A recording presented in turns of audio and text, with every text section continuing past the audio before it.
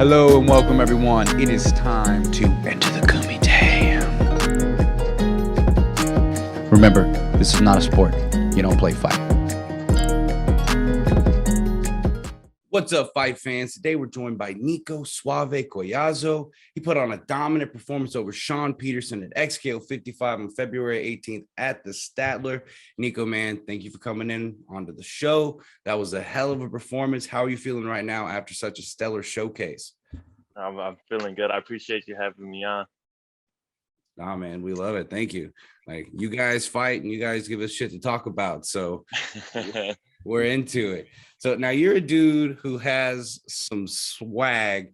Your nickname Suave fits perfectly. Where did that name come from? And was there anything that specifically inspired it? Honestly, when I was a kid, I always heard Niko Suave, and it was my PlayStation handle forever. And then it just always kind of stuck. It stayed when I played basketball, and now when I'm fighting, I just felt like it was a perfect name to kind of run with. If it was your gamer tag at any point, it's sticking with you, bro. This just sticks for life. They call me Ricky 137 forever. So you train at Main Street Boxing and Muay Thai under Bob Perez and Bobby Benton. What is it that your team brings to the table that is special to them? Or did I get that incorrect? So actually, my main gym I train out of right now in Fort Worth is Lamb V. My head coach is Shook Dorsey, who's also Kevin Holland's striking coach. He's an up and coming. He's been in boxing. He's a old school boxing coach. He trained John Jackson, who's Julian the Hawk Jackson's son, Hall of Fame boxer. Yeah, Julian Jackson. And so he's transitioning into more MMA, more kickboxing.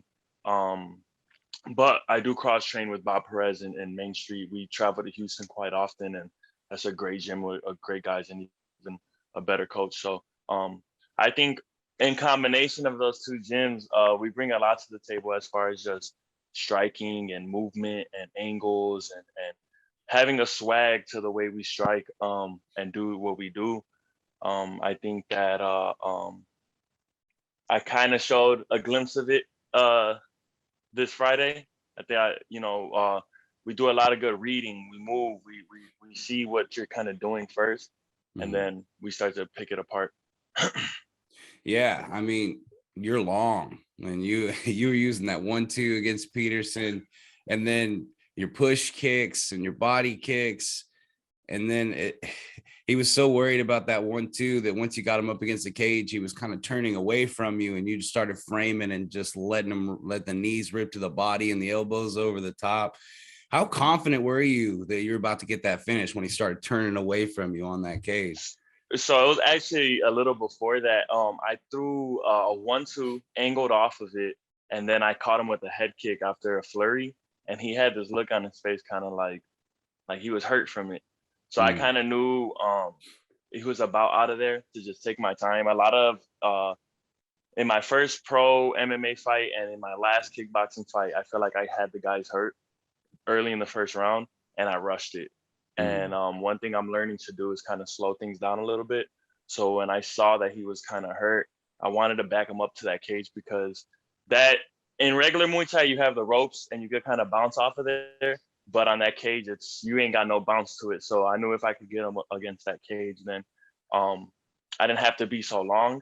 The elbow is going to be a little quicker than a hook would be. So I knew that if I could throw those elbows in there, I could potentially finish the fight. And that's exactly what happened. Yeah, because he was kind of turned away with the high guard. And it was just that perfect spot. Right there. Yeah. And like after he went down, I could see him like holding his ear. I'm like, yeah, that hit right behind that ear. Yeah. Well, they were asking me, because I hit him a couple of times with the bows, and they were asking like, why? I wonder why he wasn't bleeding. And I wasn't aiming for the parts that normally will get cut. You know what I mean? Or like your eyes, above the eyes. I was aiming for those sweet spots right there, and I thought I was pretty accurate with it. It's definitely hard to keep your equilibrium after you take one to the ear. Yeah. It's hard to keep your balance. Yeah. So you won an MMA title, correct? At the MMA Max Fighting Championship? Yes, sir, I did. It was my last amateur fight. I went in It was I had a little bit of a break from between that fight and my previous fight before that, and it just presented itself against a tough guy, Trevor Bryant. He was undefeated at the time, and the local guy, and we drove out there to Arkansas, faced him for his belt, and took it from him. Nice, man. Where did you feel like you were at in your career after winning an MMA amateur title like that? I feel I was or I am on the right trajectory towards where I want to be. I had a little stumble in my first pro fight. It was a fight I was winning, but like I said, I rushed it, got caught in a bad position, and got put in the armbar. Learning experience, but you know, I'll be back in the MMA game real soon, working on some stuff. Yeah, you have a lot of very high profile people that think very highly of you. So what are your goals in the Muay Thai world, and what does it mean to you to know that people believe in your talent? First off, it makes me feel good. Like I feel like most people would feel, and like accomplished in a way. You know, not that I'm gonna get full of myself, but it's nice sometimes to kind of smell the roses and see that your hard work's paying off, and that when you work hard, the people who believe in you, you know what I'm saying, you're doing right by them, and if I'm making them proud, I feel like I'm doing the right things. But my goals for Muay Thai right now is just to keep fighting. I love to fight, you know, and striking's fun. The funnest part for me. So in the meantime, while I'm working on my ground game and the things I need to work on for MMA, I want to continue to take kickboxing fights. I was already talking to XKO about let's see what's up with a 170 title, because I mean they don't have a champ, and I'm 2-0 already for them with 2 finishes. So if they want me to take one more kickboxing, I'll take one more kickboxing. If they want to let me fight for a title, I'll fight for a title. Yeah, I was gonna say that too, because I heard you talking to Chris, you know, at the weigh-ins, and you know, you're telling him like, after I get this win, you know, let's talk. I'm like, let's talk. Well, he got that win, so let's get these conversations rolling about that XKO title. I like it. Yeah. So yeah, you put on 2 great performances, and now in Muay Thai. Is this a transition that you're thinking about making permanent, or I mean, you're still an MMA guy at heart? Yeah, I not permanent. Definitely, I'm gonna keep my toes dipping in the water for sure. Like I said, I like Muay Thai. While I'm not in a big promotion yet, and I have to strictly do one thing, I'm gonna continue to take fights. We're even talking about taking pro boxing fights. So I just want to fight. I want to keep getting my name out there. I want to keep showing people what I do, and specifically what my team does and my coach teaches us to do. Yeah, dude. Niko Suave, that rolls right off the tongue. So what would winning that title mean to you? You know, being an MMA guy, being an XKO, winning a Muay Thai title, and where would you feel like you were at in your career if you won that? I feel like I'm on the up and up. You know, I feel like that if I have a title, it shows that, you know, I have some kind of prestige to me, have some kind of skill, and it's showing them that I have something to me. Obviously, more money, right? More opportunities. People care about the wins. People care about the hardware and stuff like that, and that's what I want to do. I want to keep fighting people and keep winning belts and keep cashing checks. I think that's what we all want to do. So you do MMA, you do Muay Thai, you're talking about doing boxing, dude. Where's the ceiling here? Pro wrestling, I guess. Yeah. So you are still working on your ground game and everything. Actively, yeah. I'm trying to get in a position to where, because every fight y'all can go back and watch it. Every fight I start off with is on the feet, and they're shooting for takedowns instantly. So I have to be able to you know, comfortably stop that and continue to do what I do. I'm getting better at it. It's just certain things that it's not muscle memory yet, and I think that's the biggest part. You know, if you're thinking in there, then it's probably not a good thing. So I don't want to think in there. I want to feel like how I feel when I'm striking, and I'm gonna get there. Yeah, and I mean, there's a lot of little things you have to change when you go from kickboxing to MMA. High guard doesn't work as well.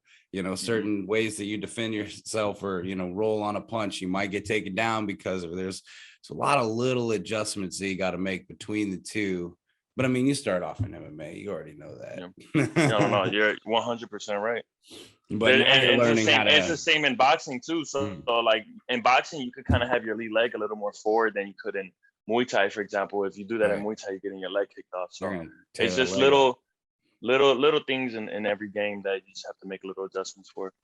But yeah, dude, your footwork has come a long way since you've, started focusing on striking first.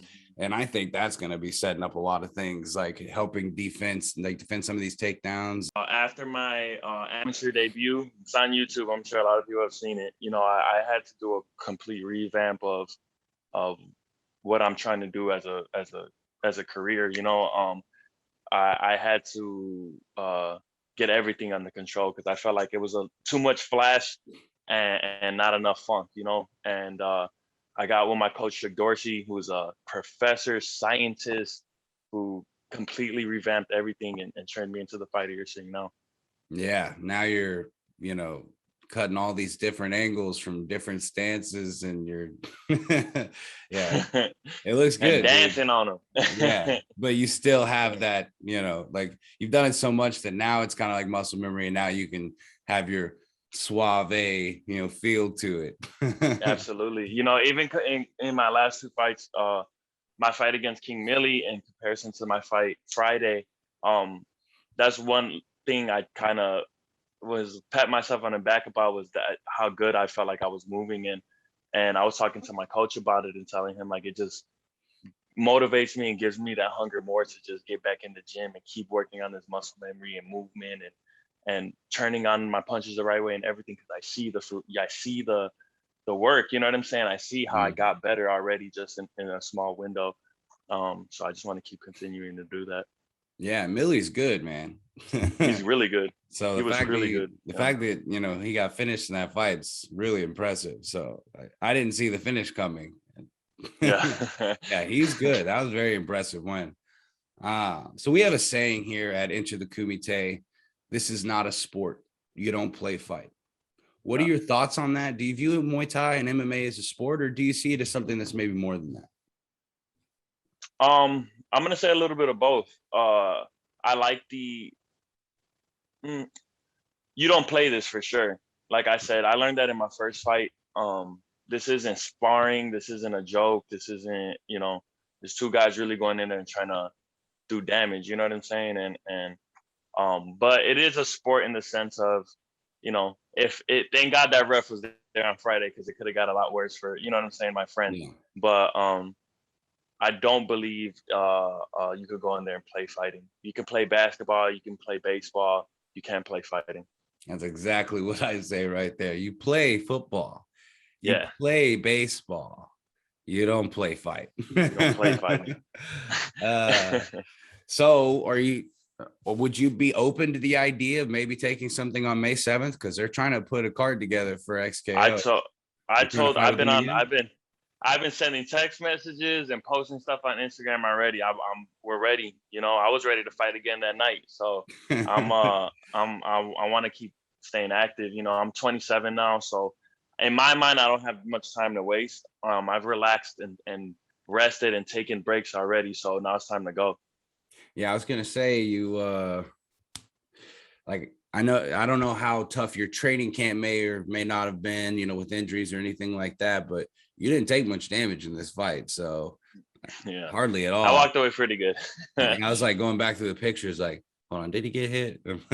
Like, okay, I need the video. That's the beautiful thing about the movement, is that I didn't take any clean punches. I didn't get punched at all, actually, and the only damage I felt afterwards was to my shins and my elbow, and I don't think that was from him doing it to me. Hey, yeah, that's what happens when you hit somebody really hard with those weapons. Yeah. Well, man, do you have any shout outs or anything to say to your fans tuning into the fights? I appreciate y'all, man. I appreciate anybody who really truly supports me. In this fight game, you get a lot of people who love you when you're winning and kind of leave you when you're down. But I really appreciate the people who've stuck with me in the highs and the lows. And that starts with, my coach, Chuck Dorsey, and my team, all my training partners, my family who freaking supporting my dream and helping me, make this thing happen. And then of course my sponsors. I have Results Roofing. Dustin's a great guy, and he's been he actually helped me a lot with this camp, and making sure I can train the way I want to, and not worry about bills and stuff like that, which is every fighter knows is like a blessing. So I appreciate him, and I appreciate Alex Vu, who owns V's House, the restaurant I am sponsored by. Badass Vietnamese food. I don't know if you like Vietnamese food or anybody likes Vietnamese food, but it's so good. They sponsored me for this fight and helped me out so much. So I appreciate them Where's V House located? Very much. It's in North Richland Hills, right off. Like if you're coming from the Northeast Mall, it's like right off the exit. So it's right there. It's a beautiful location, beautiful restaurant. Definitely recommend, and tell them I sent you. Yeah, I might have to do that, because you might have to. Some bomb ass Vietnamese food sounds like where it's at. Man. Well, thanks for coming in, Niko. It was great to sit down and talk with you and get to know more about you. I'd love to, have you more on the show as you keep progressing in your career. I definitely see a lot of potential. Yeah, I'm sorry we couldn't get you in for the pre-fight interview. Yeah, we'll get in for the next one. We'll get in for the next one. Hopefully it's on May 7th. Hopefully we get something lined up. I'm glad you're wanting to. I agree. That shows the right kind of mindset to like hop right back in there. Like, okay, I got 2.5, 3 months. All right, I'm in. I'm Kevin Holland's teammate. I gotta get at least 5 fights in a year. Yeah, Kevin Holland did it right. And I love that he was like calling people out about it too. Like, you keep saying you want more money. Is like, if you look at how much we get paid for the amount of minutes we're in here, just come back in here. Just keep coming back and make that money. So I love it, dude. The game. Yeah, but I appreciate you having me on. It was a real pleasure. Yeah, keep an eye out for this guy, ladies and gentlemen. Niko Collazo just put on a dominant performance over Sean Peterson at XKO 55 on February 18th at the Statler. Remember, guys, this is not a sport. You don't play fight.